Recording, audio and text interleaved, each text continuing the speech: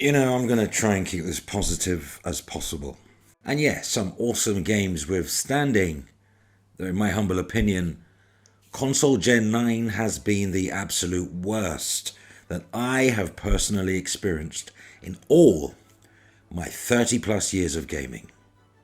The industry seems to have lost its way, but there's hope on the horizon. Yeah, by the way, are you playing the game Banisher's Ghosts of New Eden? Don't Not Entertainment, Focus Entertainment, the publisher. Great game. I'm glad people are liking that game. A lot of people said, yeah, thank you for recommending it to me. The game is class. Yes, it is. It's a banger of a game. So to all those people who picked up a copy because I recommended it, I hope you're having a good time.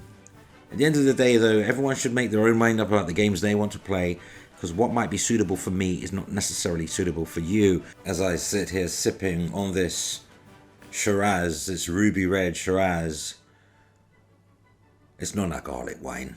I've quit the cigarettes and the booze and the smoking. I've quit it. Had to be done. But as I sit and think about the flack I took from so many over enjoying Starfield, for liking Starfield, I don't really care. I still enjoy Starfield to this day. But what I'm saying is, buy games, don't buy games. Like games, don't like games. You do you. So yeah, Banishers, Ghosts of New Eden. I'm just riffing here. You got Kotaku.com, who are trying to, stir up for the sake of stirring things up. That there's a new report suggests the games industry is failing the LGBTQ players. Well, as far as I'm concerned, that community is being very well served. They're all over television, movies, and in video games, music industry. I mean, what more? You can't give... The thing with these groups are, and I'm not just talking about LGBTQ, I'm talking about all groups. It's the more you give them, is the more they want. It's never enough. The same thing with feminism. It can never be equal enough for feminists. Those, I'm talking about those extreme end of the scale.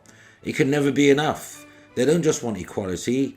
They want to be overlords. Anyway, another garbage article by Kotaku, just designed to stir things up. Kotaku, in my opinion, has always been like condensed fecal matter. They're an obscene site. I don't know why they're even in existence. I mean, they're so irrelevant, it's ridiculous. Helldivers 2 is apparently doing very well. Huge player base. Big hit for Sony, so there's some good news there. And the more I see of Stellar Blade, yeah, I'm going to have to maintain pure and innocent thoughts while playing that game. Give me strength. So yeah, looking forward to that. And yeah, it's been, it's been quite a crazy ride, this generation, hasn't it? I mean, when I think back to PS2, the OG Xbox and GameCube era, Puritan time to be a gamer, I think Gen 7 was the best generation I've personally ever been part of when it comes to consoles. Gen 8, yeah, it was good, but not a patch on 7. And Gen 9, well, apart from some stellar, bangers, amazing games, it's really been an absolute disaster for the games industry. I mean, first we had the pandemic, then the whole Activision Blizzard thing, court case battles, and then now Xbox up in the air. We don't know what Xbox are doing. We're all waiting until tomorrow to find out what Xbox's future is going to look like. And I'm sure they're not going to tell us everything. We're still going to be up in the air on a few things, but they need to have their communication, their messaging as clear as possible. Don't make promises you can't keep. Whether you like Nintendo games or not, they've been the most consistent in their generation. Yeah, I know they're in their own lane, they're doing their own business model, and they're creating their own games that are not quite as high budget as the Xbox and PlayStation games.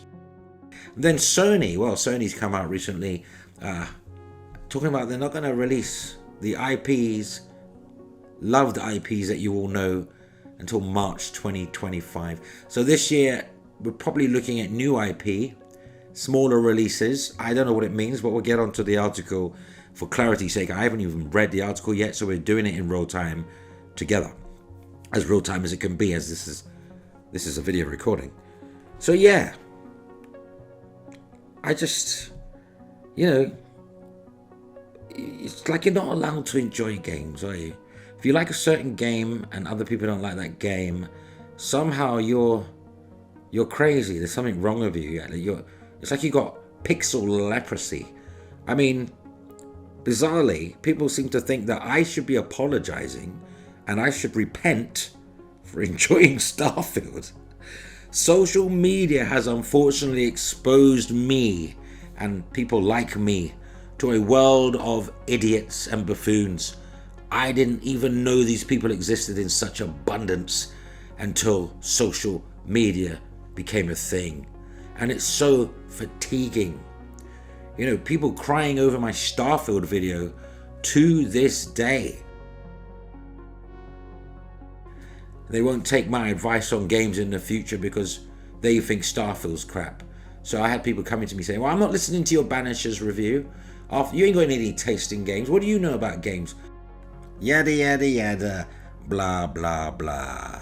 What do I know about games? I tell you what I know about games. I know games are an individualist thing.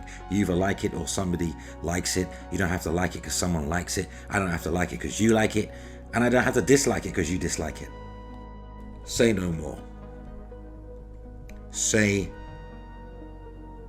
no more. Or I will say this. I don't think it's very smart placing your trust in other people's preferences and then blaming them because you don't like game A, B, or C. I mean, I am me, you are you. Buy stuff, don't buy stuff. Think for yourself.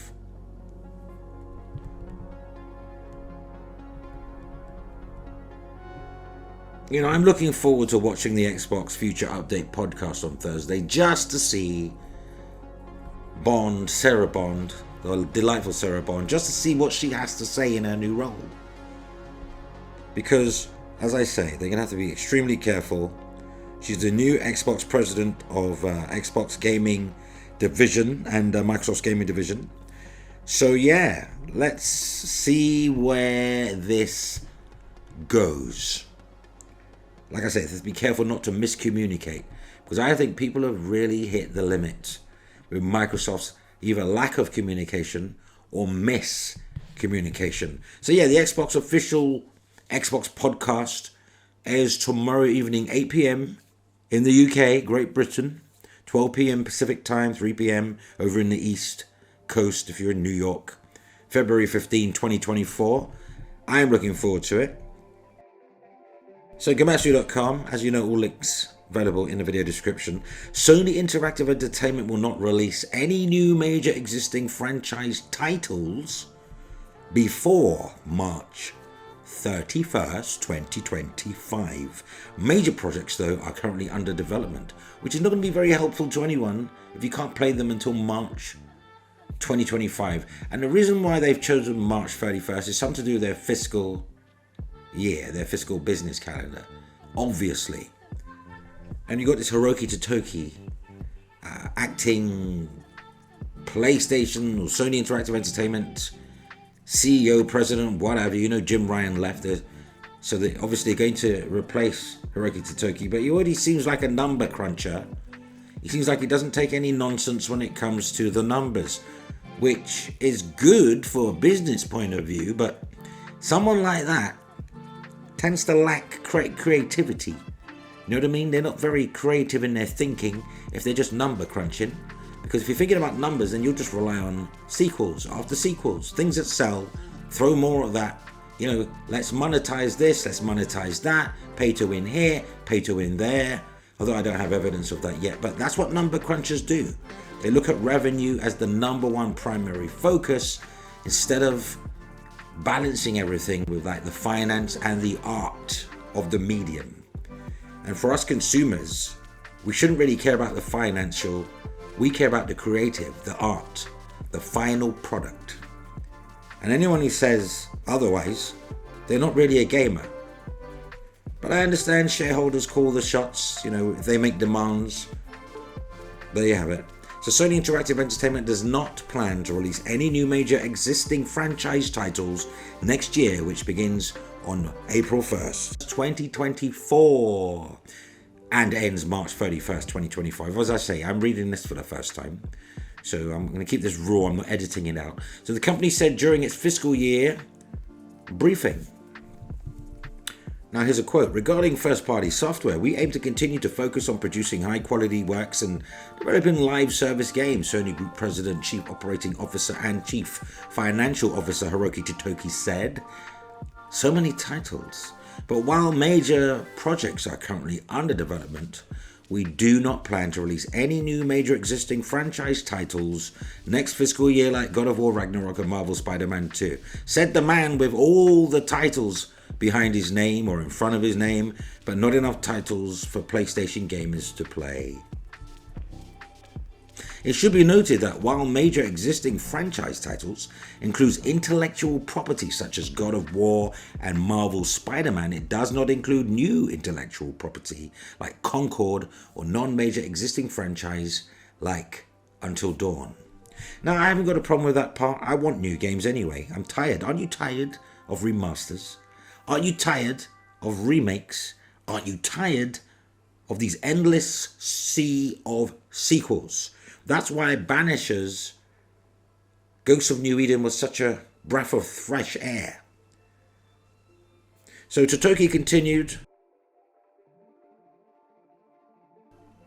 although the burden of acquisition-related costs will ease next fiscal year, we expect profit from first-party software to decrease slightly from this fiscal year due to the impact of the decrease in sales. Due to this, operating income for the next fiscal year is currently expected to increase slightly from this fiscal year. However, while this is our baseline, we are reviewing measures for further improvement in profitability in advance of the annual forecast results announcement this May.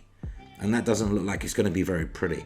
Sony have already rolled back their target on PlayStation 5 hardware units because they're not going to hit that target, unfortunately. Even though they sold 50 plus million PS5 consoles in any other world, that would be an amazing achievement. Obviously for Sony, no. So Totoki also discussed the company's future outlook for PlayStation 5 hardware sales during the next fiscal year. And I quote again, regarding the PlayStation 5 hardware, which will enter its 5th year since launch, partially due to it entering the latter half of the console cycle. It feels like we just got started with this thing. So anyway, we anticipate a gradual decline in unit sales from next fiscal year onwards. Totoki went on to say, we expect third-party software sales to continue to expand gradually due to the expansion of the PlayStation 5 installed base and the high level of user engagement.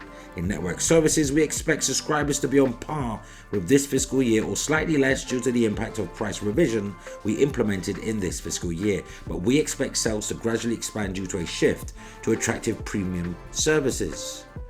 Yeah, I think if you try and read behind the lines or in between the lines, I think Sony's going day and date with PC. That's what I think. And there's nothing wrong with that. Don't be alarmed. I think Sony is going to release games day one on PC. And I think they should. More money, more revenue means more investment. That means more games for us. Better hardware, next generation. That's what it means. If you don't like it, that's where the industry's going. Go on the PC, go and play on mobile, do your cloud thing.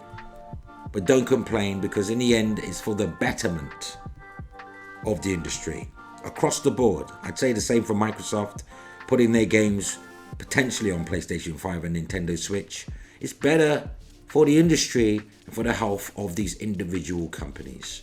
Otherwise, let's just crash and burn everything like in 1983, and let's just ruin the games industry and crawl back from oblivion and rise from the ashes again over a 10-year period, a decade. To just if it weren't for Nintendo and the Nintendo Entertainment System, who knows where gaming would be today after the crash of 1983. So, Totoki discussed his role as chairman of Sony Interactive Entertainment, which he assumed in October 2023, and his visits to the internal studios. It's been about 4 months since I became chairman of Sony Interactive Entertainment, and I am trying to demonstrate leadership and trying to have as many meetings as possible with the management team. I also visit studios, and everyone is working really hard to fulfill their responsibility to try and optimize the business. I hear the whip. You hear the whip and chain? Anyway, I understand that, but overall growth and sustainable profitability or increasing margin, however, will translate these goals. I don't think people understand that deeply. I think that is the problem of the organization. So as far as I'm concerned, I try to understand what is happening in the company, in the industry. No, he hasn't, but the way he's describing them, like he's never met them before. But anyway, they have great creative minds, and they also have a knowledge about live streaming. However, having said that, when it comes to the business itself, I think there's room for improvement, and that's got to do with how we use the money, or about the schedule of development, or how to fulfill one's accountability towards development, etc. Those are my frank impressions, so I will continue to engage in dialogue with the people so that we can find the right way to proceed. This sounds like he's not very happy. You know, if you look past all the fluff, they're nice people, they're creative people, they're very motivated. That's a way to like say, hey, you're screwing up, guys. You're not doing well here. Basically, it's like a pat on the back and then he slaps them in the face and puts his foot on their neck. That's what it looks like to me. So now you got Microsoft uncertainty, and now Sony joins the uncertainty. This is insane. So basically, Sony Interactive Entertainment is saying it will not release any new titles in major existing franchises until March 31st, 2025. What this isn't is Sony saying it's not going to release any titles at all before March 31st, 2025. I know people want to run away with that, but it's absolutely not true, because look at the lineup. We've got Stellar Blade coming, we've got Final Fantasy Rebirth, there's plenty of games, Concord, loads of games, Until Dawn, lots of games coming. You've got, there's a ton of games. But one thing I will say, PS5's output has been atrocious. I mean, the PS5's exclusive output has been atrocious. That means you can't include PS4 cross-gen titles. I'm talking about specific PS5 games. All we've really had is Demon's Souls, Ratchet and Clank Rift Apart, and Spider-Man 2. That's from the launch of the system to 2023. Now you might want to include Returnal and Horizon and Final Fantasy 16 and Final Fantasy 7 Rebirth, but these games are not exactly PS5 exclusives, because Horizon's VR. Returnal is on PC. Final Fantasy 16 PC. Final Fantasy 7 Rebirth, not first party games. You understand what I'm saying? So Final Fantasy 16 and 7, not first party. They're partnership games. We're talking about first party studios. PS5 only games. Sony's only released 3 of the buggers up until 2023. So I'm going to say it clearly here now. If a game launches on PC and console, it's not an exclusive. Sorry to break it to you. An exclusive means exclusive. Only available on one system. Not available on one system and PC. That's not exclusive. Not even console exclusive. That's a ridiculous word. If it was console exclusive, it would only be on console. Do you get it? So yeah, I don't know what's happened. Sony's invested a ton of money, and the results for PS5 gamers is just 3 games from the launch up to 2023. Do you want to blame Jim Ryan for that? I don't know. Blame Jim Ryan. Why not? He's as good as anyone to blame.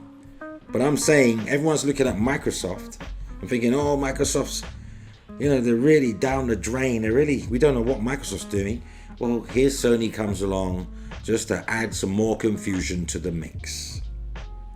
I don't know what to tell you guys, man. I don't know what to tell you guys and girls. I really don't know what to tell you. This is one of those weird generations, Gen 9. It's weird. I just can't put my finger on it. I mean, there's been some amazing games, don't get me wrong. I've loved some of the games that have come out. You know, tons of games, actually. Tons. But I'm talking about the industry. The actual industry. But then you could argue, as long as good games are coming out, who gives a damn? Well, you ought to give a damn, because if the industry fails, those games will slowly trickle down,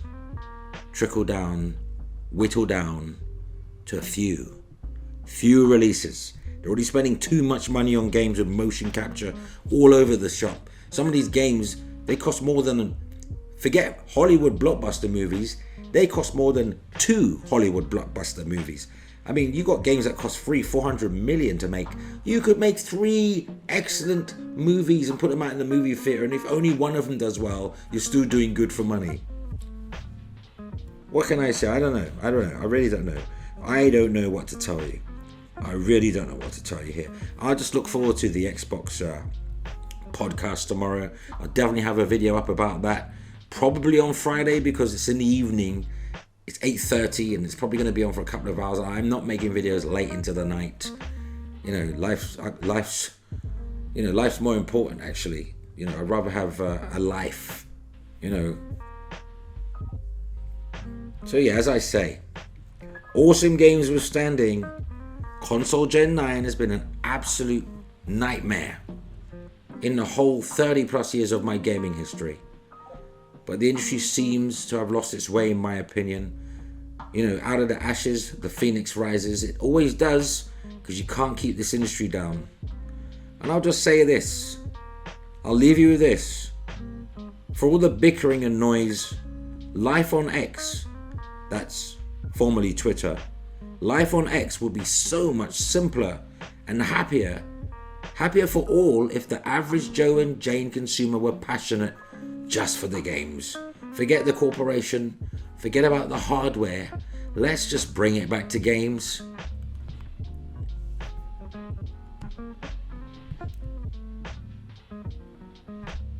Though what say you? Let's continue the discussion cordially in the comments. That brings us to the end of the video. Just like, subscribe, hit notification, and comment regularly on videos. You can help Foxy Games UK reach more gamers. Feel free to share this video. You may also wish to consider supporting Foxy Games UK via Patreon, because, well, we're family now. Link in the description. But that concludes our time together today. Until next time, consumers first, purchase box games, play games, not corporations.